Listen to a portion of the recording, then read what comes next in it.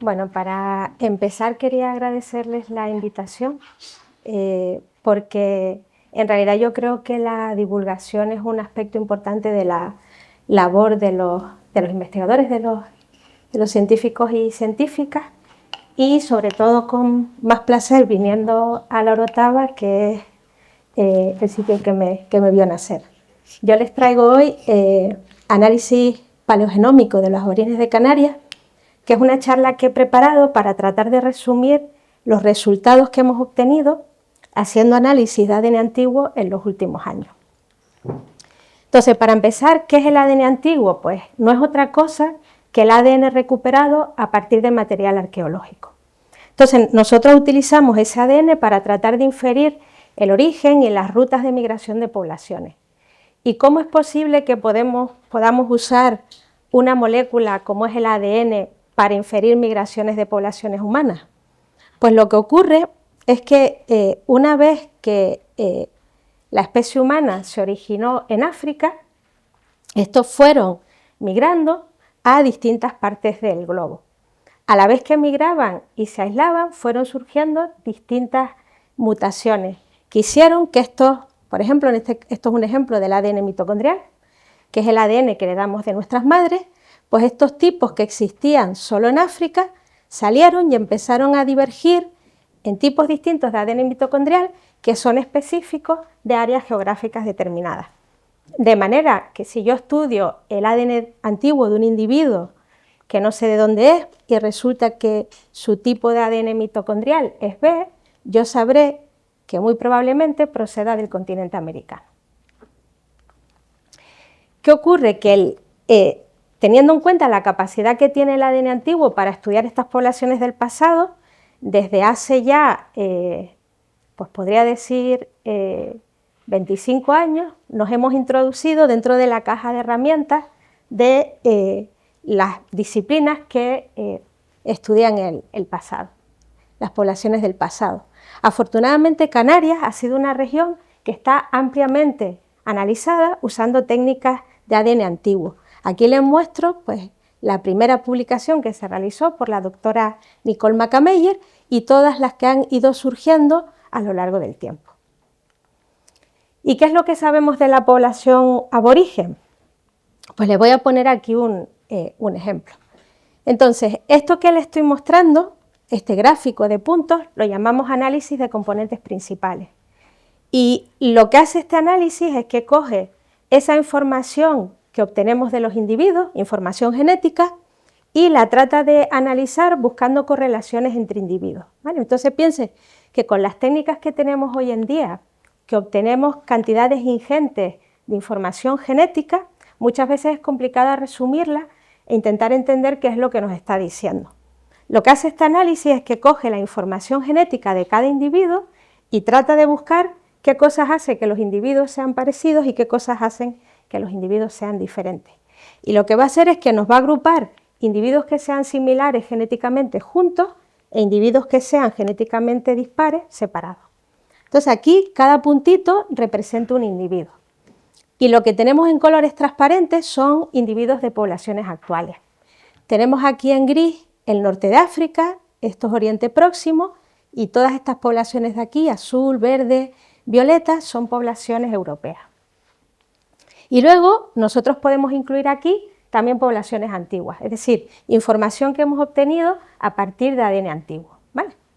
Entonces, cuando nosotros incluimos ADN de la población aborigen de Canarias, nos lo coloca aquí. ¿Y qué podemos decir del hecho de que la población aborigen de Canarias se coloque aquí? Pues para eso no solo tenemos que mirar a la población actual del norte de África, sino que podemos mirar a poblaciones antiguas del norte de África. ¿Se acuerdan del Paleolítico y del Neolítico? Más o menos. Recuerden que el Paleolítico era el periodo en que las poblaciones humanas eran cazadoras-recolectoras, normalmente móviles. Y luego ya tenemos la transición neolítica, que hace que las poblaciones humanas desarrollen técnicas agrícolas y ganaderas que hace que dependan menos de los recursos del medio y que ya se puedan empezar a convertir en poblaciones más sedentarias.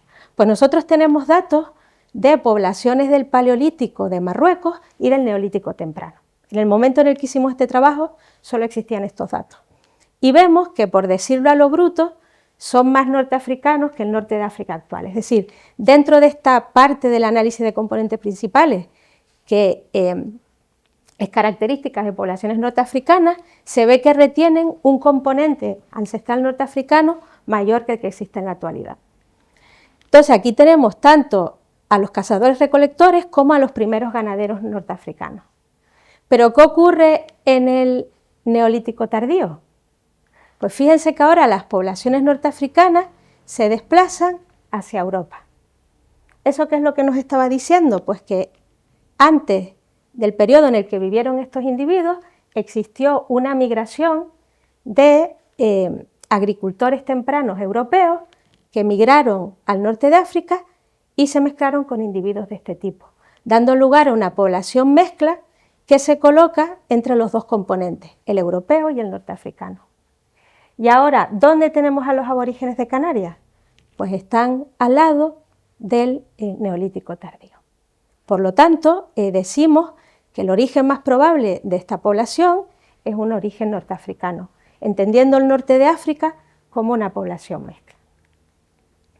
Vale, y ahora, ¿cómo somos capaces de convertir un hueso o un diente en este tipo de información? Pues, ¿ustedes se acuerdan cuando nos tocaba hacernos los test de COVID para poder viajar? Pues lo que hacemos es algo parecido, ¿vale? Entonces, en vez de extraer ADN a partir de un frotis de garganta o de nariz, nosotros vamos a hacer nuestra extracción de ADN a partir de hueso o de diente. Mucha gente piensa que lo mejor conservados son las momias, pero no es cierto. Normalmente los tejidos momificados se ven muy bien de fuera, pero la conservación a nivel molecular tiende a ser bastante mala. Nosotros preferimos obtener el ADN a partir de dientes y huesos que conservan muchísimo mejor el ADN. Entonces, tomamos una muestra pequeña, se pulveriza y aquí hacemos una extracción de ADN igual a la que nos hacían a todos para el test de COVID, pero está mejorada para tratar de recuperar ese ADN antiguo que va a estar altamente dañado. Una vez que hemos extraído el ADN, ahora tenemos que leerlo.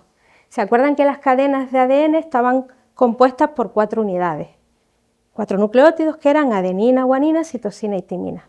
Pues ahora tenemos que leer las secuencias de esas unidades para tratar de descifrar qué es lo que nos está diciendo el ADN de los aborígenes.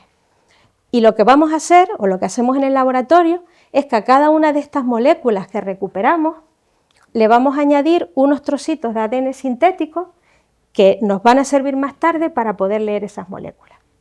Esto se llama, preparar una librería, es decir, le vamos a unir estos trocitos de ADN que llamamos adaptadores a ambos extremos de cada molécula de ADN. Y en este momento nos lo llevamos al secuenciador. Este aparato de aquí es un secuenciador masivo que lo que hace, este modelo concretamente, es capaz de leer 440 millones de secuencias de ADN en 26 horas. Por eso nos lo cargamos por la tarde, nos vamos a dormir y al día siguiente ya tenemos todos nuestros datos esperando por nosotros. Y por eso les decía antes que estamos en esta fase masiva de datos. Entonces, ¿qué es lo que hemos descubierto al hacer estos estudios de ADN antiguo? Pues que desgraciadamente todo lo que estamos leyendo ahí no son moléculas de ADN humano. Piensen que una vez que fallecemos, nuestras células se empiezan a romper y el ADN, que siempre ha estado muy protegido dentro del núcleo, acaba expuesto al medio y empieza a fragmentarse, empieza a ser degradado por microorganismos y a ser modificado químicamente. Y a su vez nuestro cuerpo empieza a ser invadido por microorganismos que participan en la degradación. Por tanto, cuando obtenemos ADN antiguo, vemos normalmente que la gran mayoría de ADN que recuperamos es ADN ambiental, es decir, ADN que viene de bacterias y hongos del suelo. Y luego, si tenemos suerte, vamos a tener algo de ADN humano. Cuando tenemos muy mala suerte, tenemos 0,01% o menos de ADN humano. Eso nos está diciendo que el hueso o el diente está muy degradado y ya no existe ADN humano. Si tenemos muchísima suerte, podemos encontrar 30, hemos llegado a tener incluso 40 y 50% de ADN humano. Normalmente, ¿qué es lo que obtenemos en Canarias? Un 1%. ¿Vale? Y luego, si cuando hemos estado manipulando las muestras no hemos sido muy cuidadosos, a veces podemos también tener un poco de ADN contaminante. Por eso es importante que trabajemos en condiciones de esterilidad y bueno, si nos ven trabajando en el laboratorio también les recordará mucho a la época del COVID, ¿vale? Porque trabajamos completamente forrados, con mono, doble guante, mascarilla, fundas para los zapatos y todo eso, en un intento de no contaminar el material arqueológico con nuestro propio ADN. Bueno, y esta capacidad que tenemos ahora, como les decía, de secuenciar cantidades ingentes de ADN, de conocer la secuencia de tantas moléculas, ¿qué cambio ha representado para nosotros en el campo de la genética? Fíjese que antes, por ejemplo, en el trabajo que hizo Nicole Mackameyer en el año 2005, la capacidad que teníamos de estudiar ADN antiguo era muy limitada. Por eso nos centrábamos en la molécula más pequeña de ADN de nuestras células, que recordarán que es el ADN mitocondrial, que estaba dentro de las mitocondrias y que por tanto estaba dentro del citoplasma, ¿vale? No es un ADN nuclear, es un ADN citoplasmático. Entonces, este ADN tenía la ventaja que era muy pequeño y piensen que cada mitocondria tiene varias copias de su ADN y en nuestro citoplasma tenemos muchas mitocondrias. Por tanto, era un ADN muy frecuente y de tamaño muy pequeño. Sin embargo, al estudiar el ADN mitocondrial, solo estábamos estudiando el origen materno de las poblaciones, porque se hereda de manera directa de madres a hijos, y también estábamos ignorando el resto del ADN total de una célula, de su genoma. Lo bueno de estas nuevas técnicas es que ahora podemos estudiar el genoma completo. Podemos estudiar el mitocondrial, que es de origen materno, podemos estudiar el cromosoma Y, que es de origen paterno, y podemos estudiar el resto de los cromosomas.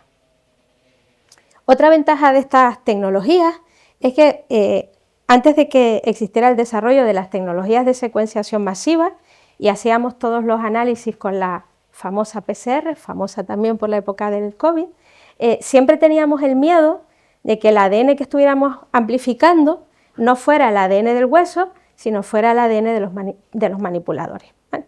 Y en aquella época era muy complicado distinguir qué era ADN antiguo y qué era ADN moderno. Y por tanto teníamos que tener pues una serie de pasos para asegurar la autenticidad de los resultados. ¿Qué ocurre? Que ahora fíjense que lo estamos secuenciando todo, estamos secuenciando todas las moléculas de la muestra. Y lo bueno es que podemos hacer dos estimas que antes no podíamos hacer. Una es el tamaño de las muestras y otra es si tiene o no daño químico. Y nosotros sabemos una cosa, sabemos que una vez que fallecemos y el ADN se empieza a degradar, le pasan dos cosas.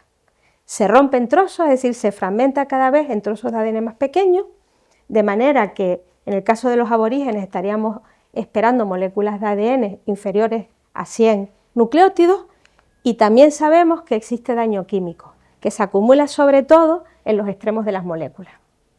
Entonces, si yo obtengo ADN de un hueso y veo que las moléculas son pequeñas y que tiene daño químico en ambos extremos, yo me puedo quedar tranquila que eso es ADN antiguo y no es que yo haya contaminado todas las muestras. Porque si mi ADN saliera aquí, yo no tendría por qué tener daño químico y mis moléculas serían gigantes. Entonces, dentro de estas metodologías nosotros planteamos un proyecto en el que lo que pretendimos fue estudiar ADN a nivel de genomas completos de todas las islas, porque el estudio que les mostré antes solo tenía 5 individuos de Gran Canaria y de Tenerife. Nosotros con estudios anteriores sospechábamos que las poblaciones insulares no tienen por qué ser iguales. Entonces, dentro de la tesis de Javier Serrano, estudiamos, como les decía antes, individuos de todas las islas a los cuales datamos usando carbono 14.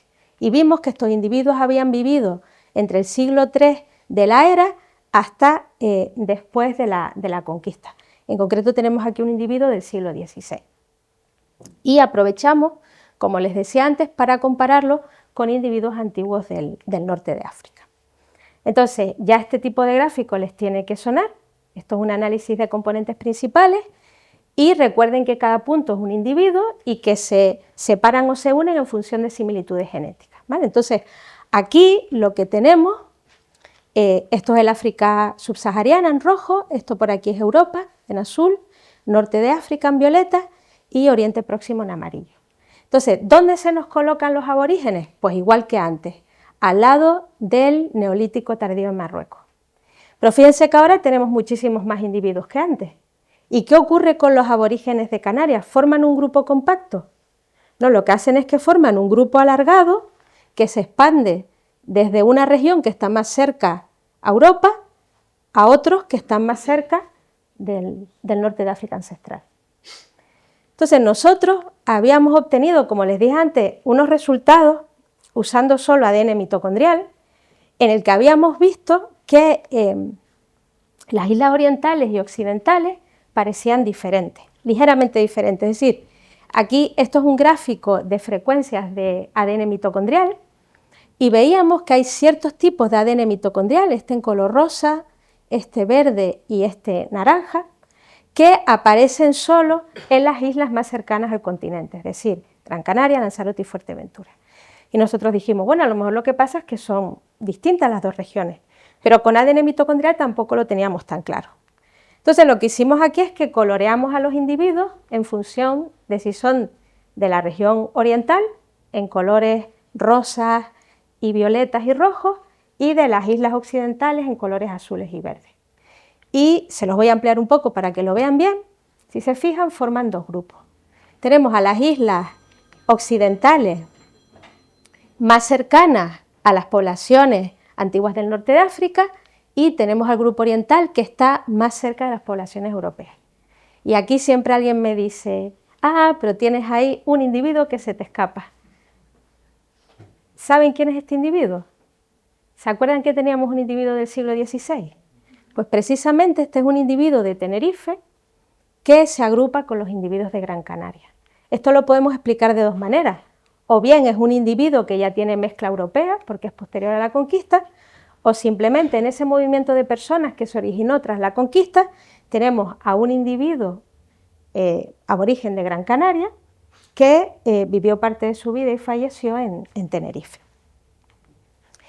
Bueno, entonces, fíjense que nosotros hemos visto aquí que se colocan muy cercanos al Neolítico tardío de Marruecos. Pero lo que queríamos ver ahora es, ¿son idénticos al Neolítico tardío de Marruecos o tienen componentes poblacionales que son distintos? Porque fíjense que estos individuos del Neolítico tardío de Marruecos tienen 5.000 años de antigüedad, mientras que los aborígenes como mucho tienen 2.000, y en esos 3.000 años pasaron muchísimas cosas en el norte de África. Entonces, lo que hicimos es lo que nosotros llamamos un modelado de mezcla, ¿vale? Entonces, yo se los voy a intentar explicar para que no desconecten y ya dejen de escucharme. Lo que intentamos hacer es ver qué ingredientes componen una población, es decir, qué cosas tengo yo que mezclar para que me dé los aborígenes de Canarias, ¿vale? Y entonces, lo que hacemos es un análisis en que vamos de los modelos más sencillos a los modelos más complicados.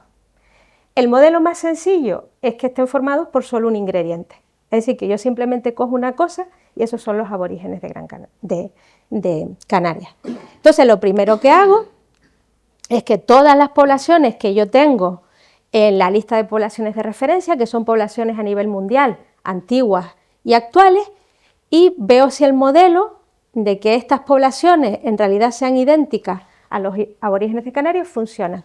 Y calculo un valor de probabilidad. Si ninguna de esas probabilidades funciona, entonces complico un poco más la receta, la mezcla de ingredientes. Y digo, ahora los aborígenes de Canarias los voy a intentar hacer mezclando dos cosas. Entonces hago todas las mezclas posibles con todas las poblaciones de referencia y calculo las probabilidades. Y sigo complicando esto hasta que finalmente encuentre una mezcla de ingredientes, de poblaciones, que me dé a los aborígenes de Canarias. ¿Y qué ocurrió? Pues cuando hicimos eso nos dimos cuenta que con los datos que tenemos hoy en día, los aborígenes de Canarias parecen ser la mezcla de 5 cosas, ¿vale? Entonces, la primera de ellas sería poblaciones autóctonas del norte de África. ¿Se acuerdan de esas poblaciones paleolíticas del norte de África que tenían ese componente magrebí ancestral? Pues ese sería uno de los ingredientes para hacer a los aborígenes de Canarias. Luego necesitamos contribuciones neolíticas, tanto de Europa como del Levante. Y piensen que todo esto que estamos estudiando no solo es relevante para nosotros que estamos en Canarias y que nos encantan los aborígenes de Canarias, es importante también para la gente que estudia el periodo de prehistoria en el norte de África. ¿Qué implica esto? Pues lo que implica es que para que nosotros tengamos a los aborígenes de Canarias, tienen que haberse producido esas migraciones en el Neolítico. Pero es que además es más complicado todavía, porque necesitamos contribución de la Edad de Bronce europea. No sé si recuerdan aquella noticia que salió en prensa que decía que en la Edad de Bronce había llegado una migración que había arrasado con todos los hombres de la península ibérica. ¿No se acuerdan de esa noticia? Bueno, pues las expansiones de la Edad de Bronce en Europa fueron muy importantes, ¿vale? Y eran esas migraciones que traían la cultura campaniforme, esta cerámica en forma de campana. Entonces, esas expansiones que ocurrieron en Europa, nuestros datos están indicando que también afectaron al norte de África. Nosotros no somos los primeros en decirlo porque existe cerámica campaniforme en el norte de África. Por tanto, probablemente llegó asociada a esta población. Y finalmente, necesitamos también una contribución del África subsahariana. Es decir, que para poder hacer los aborígenes necesitamos todos estos movimientos poblacionales ocurriendo en el norte de África. Por si a alguien le interesa, el componente mayor es el neolítico tardío del marroquí, necesitamos también un poco de neolítico temprano, es decir, de este componente paleolítico, y como les decía, necesitamos dos migraciones que hayan ocurrido en el norte de África, que sería una expansión en la Edad de Bronce y otra del África subsahariana. Y hacer este estudio también nos sirvió para confirmar qué es lo que diferencia estas dos regiones dentro del archipiélago. Entonces, si hacemos los cálculos de qué ingredientes forman a la población aborigen de Canarias usando todo el archipiélago, vean que aquí tendríamos Marruecos del Neolítico tardío, este sería Marruecos paleolítico, esto sería el componente de la Edad de Bronce y este el componente africano subsahariano. Ahora, si separamos a los individuos en este y oeste, vean que mientras los de las islas orientales se caracterizan por una mayor contribución de la Edad de Bronce, los de las islas occidentales se caracterizan por una mayor contribución del componente asociado al Magreb. Y si lo calculamos a nivel insular, vemos que esto, aquí no se ve tan claro, pero se ve clarísimo cuando tenemos en cuenta el componente magrebí. Es decir, que todo esto nos está confirmando que las dos regiones, aunque tienen un origen común, tienen ciertas diferencias poblacionales. Entonces, ¿cómo podemos explicar ese resultado? Porque una cosa son los resultados y otra cosa son las interpretaciones, ¿vale? Entonces, tengo esto para descansar la vista que me salta cada media hora. Vale, entonces, ¿qué es lo que ocurre en el norte de África? Entonces, ¿es posible que existiera en el norte de África esa diferenciación con poblaciones con distintas contribuciones de distintos componentes?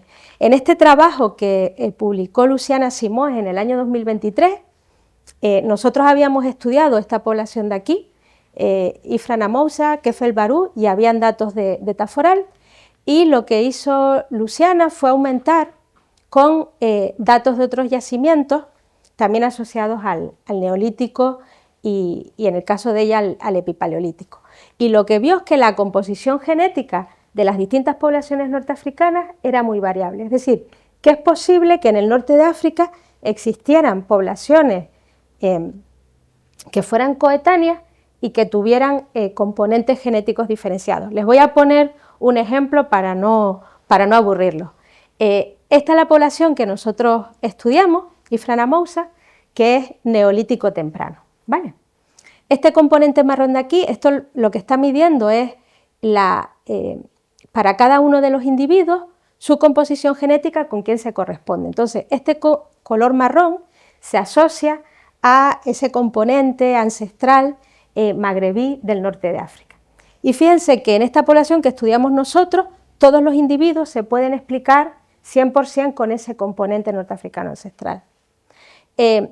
Luciana estudió una población, está por aquí, Kaftalgar, está súper complicada de pronunciar, Kaftalgar, que aunque es prácticamente coetánea con Ifra Namousa, fíjense que esta es del 7300 al 6600 y esta es del 7400 al 8900, su composición genética es completamente diferente.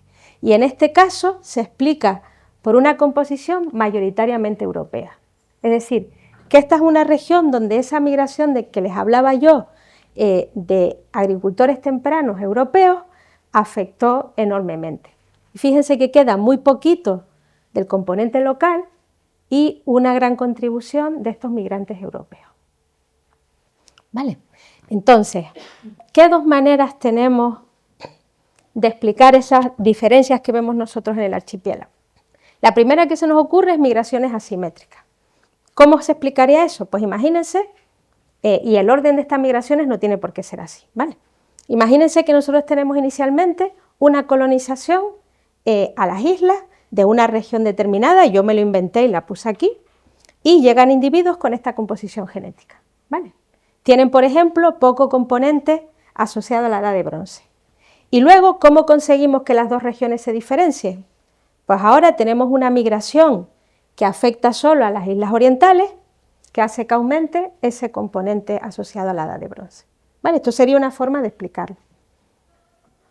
¿Qué podría ocurrir también? Pues lo que podríamos tener son dos migraciones con orígenes ligeramente diferentes que afectan a las dos regiones. Es decir, tendríamos a unos individuos, que me lo estoy inventando, que yo no sé si es esta región o es otra, tendríamos estos individuos de aquí que llegarían a las islas occidentales y que están caracterizados por un bajo componente de la edad de bronce, y tendríamos aquí otros que llegarían a estas islas y que están caracterizados por un componente mayor.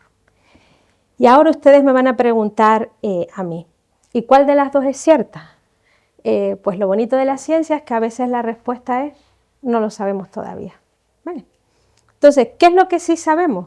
Aquí tenemos un cálculo a nivel individual de el porcentaje de componente magrebí ancestral asociado al paleolítico, que si recuerdan es una de las cosas que diferenciaba las islas orientales y occidentales. Y estamos comparando las dos islas que tenemos mejor estudiadas. Entonces aquí tenemos Gran Canaria en rosa y tenemos Tenerife en verde.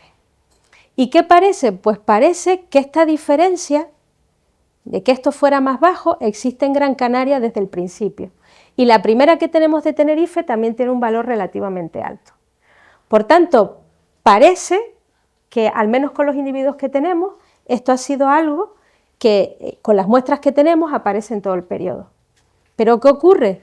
Que si se fijan tenemos una cobertura temporal muy limitada. Por ejemplo, no tenemos ningún individuo de Tenerife del periodo inicial, ¿vale? ¿Cómo vamos a solucionar esto? Pues necesitamos analizar más yacimientos en general, pero sobre todo más yacimientos tempranos, para ver si realmente al inicio de la colonización estos individuos eran iguales o distintos. Ahora, otra de las cosas que nosotros nos preguntamos es si el hecho de que se colonizaran las islas creó un evento de cuello de botella. ¿Y qué es un evento de cuello de botella? Pues en genética llamamos cuello de botella a cuando la diversidad de la población se reduce de manera abrupta, ¿vale? Entonces, imagínense que nosotros, esto mediría la diversidad de la población y de repente hay, pues no lo sé, una inundación y muere el 90% de la población. ¿Qué ocurre? Que la diversidad se reduce. Entonces, el hecho de que se haya reducido deja una marca en el genoma de todos los individuos y nosotros eso lo podemos inferir, ¿vale? Entonces, para que lo vean más claro, un cuello de botella en Canarias significaría, imagínense que la población de Canarias procediera de esta región de aquí y viene de una región continental con muchísima diversidad. Aquí cada puntito de color representaría, por ejemplo, un ADN mitocondrial distinto. ¿Qué ocurre? Que cuando se hace una empresa colonizadora no se va todo el mundo del continente a las islas y dejan el pueblo que tenían vacío, normalmente. Todo puede ocurrir, ¿no? Pero normalmente lo que ocurre es que un grupo pequeño de personas muy valientes decide irse a colonizar el nuevo territorio. ¿Y qué ocurre? Que una vez que se produce el evento de migración, lo que tenemos en las islas es una representación muy pequeña de toda la variación que había en el continente. Es decir, de todos los colores que teníamos aquí, nos quedamos solo con blanco, verde y rosa, ¿vale? Eso sería un cuello de botella. Entonces nosotros ya sospechamos que hay islas en las que debería haber habido un cuello de botella. Recuerden que les dije antes que estos eran gráficos de frecuencia de distintos tipos de ADN mitocondrial. Entonces, ¿todas las islas tienen las mismas frecuencias? No, ¿verdad? De hecho, existen algunas, y el hierro es la que se ve más acusado, en que una parte importante de la población son todos exactamente iguales. Y ocurre lo mismo en La Gomera y un poco en Lanzarote y Fuerteventura, ¿vale? Entonces eso ya nos hace pensar que en estas islas en algún momento tuvo que haber habido una reducción de la diversidad genética que hizo que todos los individuos fueran iguales.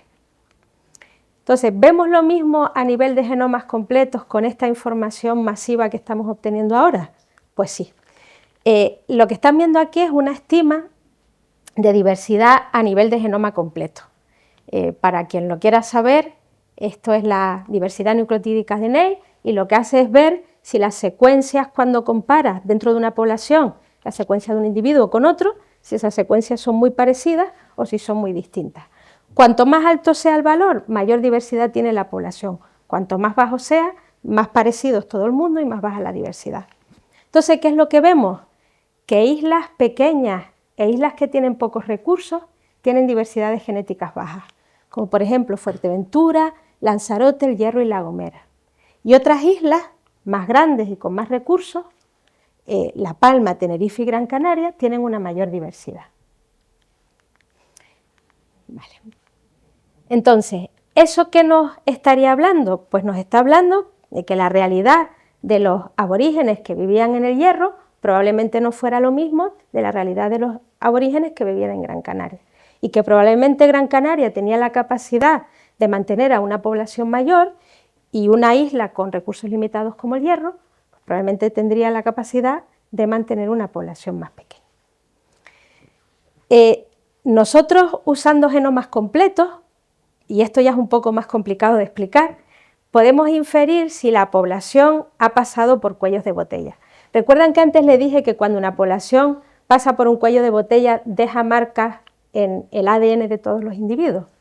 La marca que deja es que los individuos tienden a compartir trozos de su ADN que son iguales. ¿Y por qué comparten trozos de su ADN que son iguales? Pues imagínense que nosotros tenemos una población de 200 individuos y hay un incendio terrible y sobreviven 10. ¿Qué ocurre? Que cuando la población se recupere, todos van a ser tataranietos, tataranietos de los 10 que sobrevivieron en esa época. Y por lo tanto, su ADN de la población que ya se ha recuperado y ha alcanzado unos niveles normales, van a estar todos emparentados entre ellos, ¿vale? Entonces, nosotros podemos hacer análisis de ese tipo y, como tenemos dataciones de carbono 14, tratar de inferir si ocurrió un cuello de botella y en qué época ocurrió ese cuello de botella. Y esto solo lo pudimos hacer para Tenerife, Gran Canaria y El Hierro, porque son las islas de las que tenemos más datos.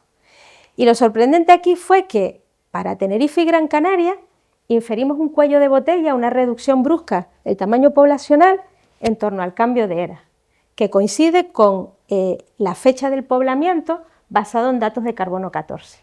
Es decir, que esto nos estaría marcando la época en que los aborígenes llegaron a las islas. ¿Qué ocurre con El Hierro? Pues si se fijan aquí, tenemos un cuello de botella, una reducción brusca de la población muchísimo más tarde. Y además con muchísima más intensidad que la de las otras dos. ¿Esto qué quiere decir? Que los aborígenes, bueno, las poblaciones norteafricanas llegaron al Hierro en el siglo IX. Pues sabemos, usando datos de carbono 14, que en El Hierro ya había población en torno al siglo II.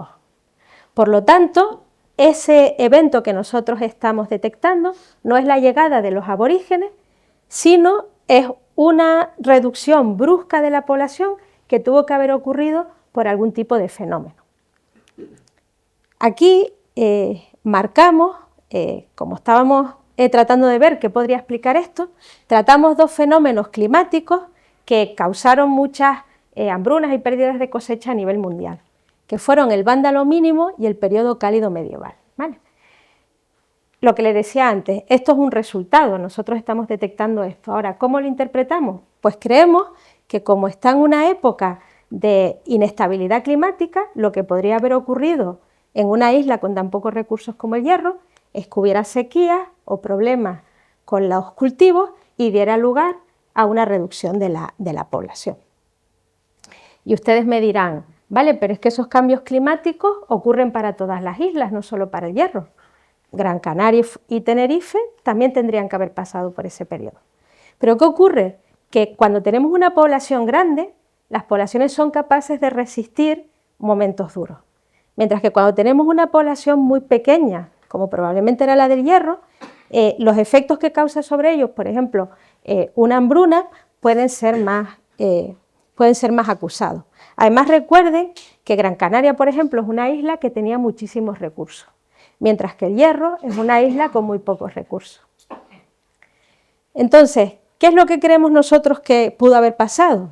Imagínense que esta es la variabilidad genética de Gran Canaria y esta es la variabilidad genética del Hierro. Ahora pasamos por un evento de sequía. ¿Qué ocurre? En Gran Canaria tienen graneros, por ejemplo, y tienen capacidad de mantener a la población aunque las cosechas se le hayan dado mal. En cambio, en el Hierro es posible que no tuvieran esa plasticidad y esa capacidad de sobrevivir a un evento catastrófico. Por tanto, este evento causaría una reducción más grave de la diversidad genética en el Hierro de la que produciría en Gran Canaria. Ahora, este fenómeno que estamos viendo en el Hierro, podemos verlo también en otras islas. Esto que les traigo aquí es una estima que nosotros hacemos de la consanguinidad a nivel individual. Es decir, lo que miramos en este tipo de análisis, lo que hacemos en este tipo de análisis es que hacemos estimas de consanguinidad a nivel individual y vemos si los individuos o los genomas de los individuos es más probable que sean el fruto de poblaciones grandes en las que los individuos no están emparentados, o si son el fruto de poblaciones pequeñas en las que los individuos no les queda más remedio que dejar descendencia con otros individuos con los que están emparentados, ¿vale? Es decir, no quiere decir que, por ejemplo, los aborígenes del Hierro fueran o practicaran endogamia porque quisieran, sino que es una consecuencia de los pequeños tamaños poblacionales. Es lo que nosotros llamamos consanguinidad críptica, ¿vale? Entonces, cuando hacemos estas estimas nos permite ver si la consanguinidad de las poblaciones se mantiene constante a lo largo del tiempo o se aumenta con el tiempo. Aquí metimos a todos los individuos juntos, de todo el archipiélago, y vimos que más o menos la media que estaría por aquí se mantenía constante. Pero ven estos individuos de aquí que se salen un poco de la distribución. Vimos, bueno, pues vamos a separarlos por islas. Y lo que vimos es que hay islas que estos niveles de consanguinidad se permanecen constantes a lo largo del tiempo. Tenemos aquí La Palma, que la verdad que es bastante limitado porque solo tenemos 3 individuos, aquí tenemos Tenerife y aquí tenemos Gran Canaria, que incluso baja un poquito. Bueno, nosotros creemos que esto, como ya nos estamos acercando a la época de la conquista, pues puede ser por ya contacto con población europea. ¿Pero qué ocurre en el resto de islas? Pues lo que vemos, si tomamos como referencia este individuo de La Gomera del siglo IX, vemos que la tendencia es a un aumento de la consanguinidad a lo largo del tiempo.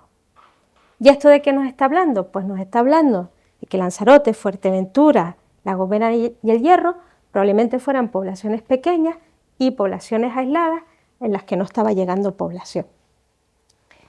Y ahora nos queda lo más complicado de todo, ¿vale? Esto es peor que lo de los modelos de mezcla, ¿vale? Entonces yo voy a ir poco a poco, ¿vale? Entonces, lo que estamos haciendo ahora es tratar de medir la consanguinidad, es decir, tratar de ver si son poblaciones grandes, como por ejemplo sería Tenerife hoy en día, que lo más probable es que tu pareja no tenga una relación familiar contigo, a poblaciones muy pequeñas en las que no puedes evitar pues, que con la persona que tengas descendencia sea primo segundo, cosas de este tipo, ¿vale? Entonces, ¿qué es lo que ocurre en poblaciones pequeñas en las que existe consanguinidad o endogamia? Entonces, imagínense que tenemos a este individuo de aquí, ¿vale? Y ahora vamos a estudiar cuáles son sus ancestros. En una población normal, los ancestros por línea paterna se irían para acá y los ancestros maternos se irían por acá. ¿Qué ocurre cuando tenemos consanguinidad? Que si nosotros vamos un par de generaciones detrás, los ancestros por línea materna son los mismos que los ancestros por línea paterna. Entonces vamos a fijarnos aquí. Este es nuestro individuo, estos son sus padres, estos son sus abuelos, estos son sus bisabuelos, que son distintos por línea materna y paterna, pero ¿qué ocurre aquí? Que se nos cierra el círculo. ¿Y por qué se nos cierra el círculo? Porque estos tatarabuelos son los mismos por línea materna que por línea paterna. ¿Vale? Entonces, eso es lo que ocurre en una población cuando existe endogamia o consanguinidad. ¿Qué pasa? Que piensen que nosotros, nuestro genoma, nuestro ADN, es un mosaico, que está compuesto por trozos de ADN de todos nuestros ancestros recientes. ¿Y por qué es así? Para cualquiera de los que estamos en esta sala, la mitad de nuestro ADN, en el núcleo, es de nuestra madre y la mitad de nuestro padre. 50-50. Pero ¿qué ocurre? Que a su vez es un 25% de cada uno de nuestros abuelos. Y a su vez es un 12,5% de cada uno de nuestros bisabuelos. Y un 6,25% de cada uno de nuestros tatarabuelos. Es decir, que somos una especie de puzzle con trozos de ADN de todos nuestros ancestros directos. ¿Qué ocurre cuando tenemos endogamia? Pues que puede ocurrir que haya zonas de nuestro genoma que la hayamos heredado exactamente de la misma persona, ¿vale? Entonces, fíjense aquí, estos individuos de aquí dan lugar a dos hijos. ¿Se acuerdan de la meiosis en las clases de biología? ¿Vale? ¿Se acuerdan que en la meiosis había recombinación? Es decir, que si yo tuviera hijos, el ADN que le paso a mis hijos no es exactamente el de mis padres, sino que durante la meiosis se ha partido, se ha retorcido y se van a llevar trocitos de mi padre y trocitos de mi madre, ¿vale? Entonces, fíjense que aquí este individuo, de su madre, por ejemplo, ha heredado este trozo de un cromosoma y este trozo del otro. Y de su padre ha heredado este trozo del verde oscuro y este trozo del verde claro. E igualmente ha ocurrido con este individuo. Ahora, conforme va pasando generación tras generación, como les decía, somos un mosaico, somos un puzzle, vamos heredando trocitos de distintos ancestros. ¿Y qué ocurre? Que como este individuo, sus tatarabuelos son los mismos por línea materna y paterna, este trozo de aquí procede del mismo individuo. Eso es lo que nosotros llamamos carreras de homocigosidad, es decir, son trozos de tu ADN que son exactamente iguales porque vienen exactamente de la misma persona, los dos trozos. Y eso, como les decía, es característico solo de poblaciones con endogamia. Entonces, ¿se observa endogamia en Canarias? Pues sí, y mucha. Para que ustedes se hagan una idea, ustedes piensen que dentro de una población, por ejemplo, el matrimonio entre primos hermanos no está aconsejado, ¿verdad? Por las consecuencias que puede tener en los problemas de salud de los hijos. Entonces, el nivel de endogamia que se genera por un cruce entre primos hermanos es este de aquí. Bueno, pues esta es la endogamia que observamos en individuos aborígenes. ¿Y aborígenes de cualquier sitio? No, individuos de Fuerteventura, Lanzarote, El Hierro y La Gomera. Entonces, este análisis lo que nos está confirmando es que en este caso concreto las poblaciones son tan pequeñas que los individuos que están relacionados no pueden evitar dejar descendencia. Recuerden que, al menos para La Gomera, tenemos historias que hablan de normas que tienen para evitar la endogamia, pero las poblaciones son tan pequeñas que tú tendrás conciencia de que tal persona es tu primo hermano, pero generación tras generación hay información que se va perdiendo. Entonces, ¿tenemos solo evidencia a nivel genético de que esto es así? Pues la verdad es que desde un punto de vista arqueológico era algo de lo que ya se estaba hablando. Por ejemplo, en el Hierro se ha encontrado una alta frecuencia de enfermedades raras. Normalmente una de las consecuencias de la endogamia es que aumentan enfermedades raras en las poblaciones. ¿Por qué? Porque si tú tienes una población grande con muchos individuos, las enfermedades raras las causan mutaciones que son muy poco frecuentes en la población. Por tanto, si tú no tienes descendencia con nadie que esté emparentado contigo, la probabilidad que encuentres a alguien que sea portador de esa enfermedad es prácticamente nula. ¿Pero qué ocurre si empiezan a haber matrimonios dentro de la familia? Pues que la probabilidad de que dos alelos raros o dos mutaciones raras se encuentren en un individuo empiezan a aumentar en frecuencia.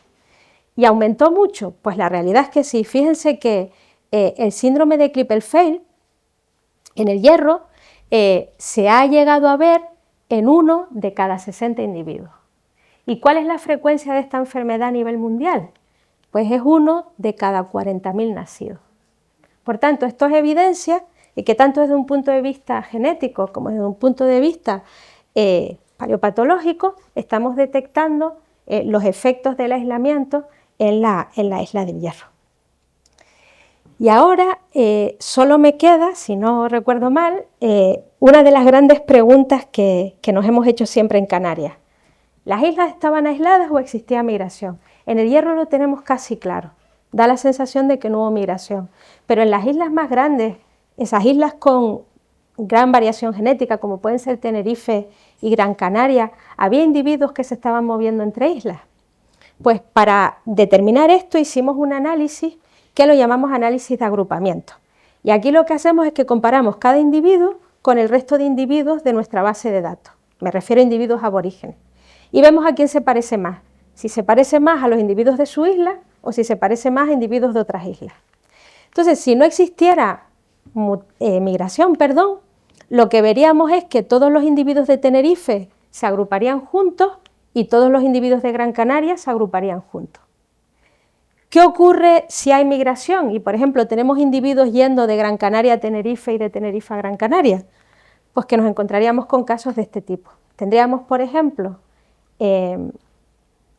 a un individuo de Gran Canaria agrupándose con Tenerife y un individuo de Tenerife agrupándose con Gran Canaria.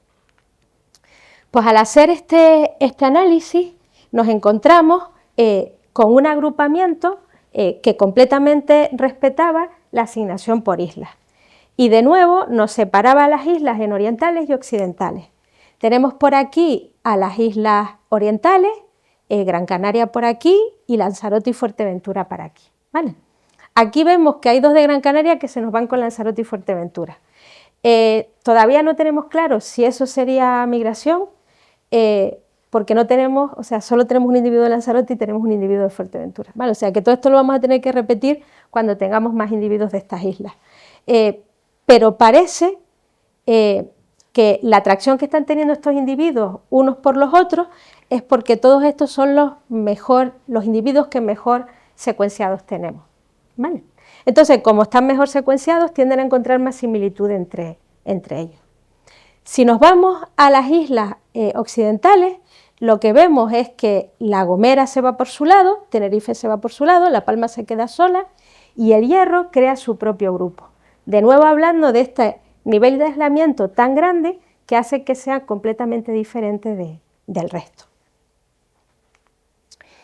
Y yo espero que no les haya dado mucho la vara con conceptos de genética y espero que hayan sido capaces de seguir la charla.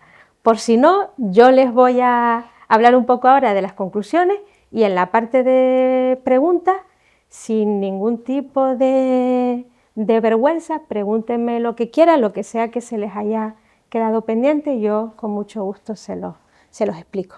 Entonces, ¿cuáles son las conclusiones de nuestro trabajo? Pues las islas orientales y occidentales en Canarias, en la población aborigen, son diferentes. Las islas orientales se caracterizan por un mayor componente de la edad de bronce eurasiática, mientras que las islas occidentales tienen una mayor contribución de un componente magrebí ancestral. ¿Cómo podemos explicar eso? Pues o con migraciones de 2 subpoblaciones o con olas migratorias tempranas. ¿Cuál de las 2? Aún no lo sabemos. La otra conclusión a la que llegamos es que Tenerife y Gran Canaria experimentaron un cuello de botella en los primeros siglos de la era que coincide con el tiempo de colonización inferido por dataciones de carbono 14. Por tanto, nosotros lo asociamos al evento de cuello de botella por el efecto fundador, es decir, por la colonización de la isla. En cambio, en el Hierro detectamos un cuello de botella entre el siglo IX y el siglo X, coincidiendo con el periodo cálido medieval, lo que nos hace pensar que esto fue una reducción del tamaño de la población debido a sequías y hambrunas. También observamos que hay individuos de Fuerteventura, Lanzarote, el Hierro y La Gomera con altos valores de endogamia en torno al siglo XIII, lo cual nos está dando señales de aislamiento extremo y ausencia de flujo genético, de migración. No detectamos en las islas de Tenerife y Gran Canaria, al menos con las muestras que tenemos hasta ahora, evidencia de migrantes. Ahora, como siempre en cualquier estudio, tenemos que darnos cuenta de las limitaciones. En nuestro caso, la gran limitación que tenemos es una mala cobertura del periodo inicial del poblamiento, que es precisamente el periodo en el que menos material arqueológico existe. De manera que en el futuro lo que vamos a intentar es analizar más muestras de la primera fase del poblamiento para tratar de entender cómo fue ese evento. Y también es cierto que necesitamos mejorar nuestra cobertura espacial, no especial, porque tenemos que admitir que la gran mayoría de muestras que tenemos son de Gran Canaria, sobre todo, seguido por Tenerife, y necesitamos analizar más individuos del resto de las islas para poder entender en detalle todo el poblamiento aborigen. Y como siempre, a la que le toca venir a hablar es a mí, pero este es el trabajo de muchísima gente, especialmente de Javier Serrano, que este estudio se ha realizado dentro de su tesis doctoral. También quiero agradecer a todos los colaboradores de la Universidad de Las Palmas, de Stanford University, de la Universidad de La Laguna, el Museo Canario, el Cabildo de Gran Canaria, Tibisena, el Museo Benaorita de La Palma, el Arqueológico de La Gomera y todas las instituciones que financian nuestras investigaciones. Y nada, gracias a ustedes por venir.